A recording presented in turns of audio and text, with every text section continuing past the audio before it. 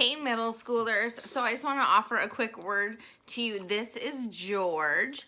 Georgie is our rescue pug. He is almost 13, so he's basically a middle schooler. And I want to share something I'm learning from this. He's like a barnacle. He sticks to me. He's with me all the time. Mrs. Stanley gets to see him in a lot of our video meetings. But George has a touch of like the vertigo, which means he gets really dizzy and his eyes can't stop spinning. And the only way to make it better is to be still. And I have to hold him like a baby. And he just got over a little bout of vertigo like 15 minutes ago. It doesn't happen very often, but the way to make it better is to be still. Now, I'm terrible at being still. George is terrible at being still. But how often is it that like God's trying to get our attention and we just need to be still? Like there's a really famous psalm that says, "Be still and know that I am God."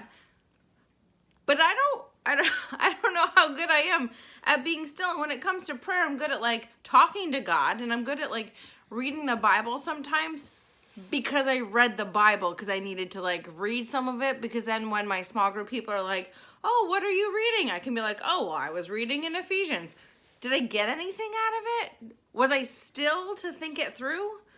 Sometimes I'm really bad at that, but it's not until George hears me and I'm like, "Buddy, you gotta hang tight and be still so this gets better. So your brain stops spinning and you know which way is up." Because sometimes, is it hard for you to know which way is up? Because sometimes it's hard for me to know which way is up, especially in the middle of whatever this is that we're in the middle of.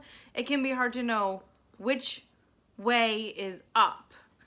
But if I'm still and I spend time with God, that helps me know which way is up, and not spending time with God because I'm supposed to or because it's like the right thing to do, but because that's how I grow closer to God, and that's how I know more of His truth, and I become more like the person God wants me to be.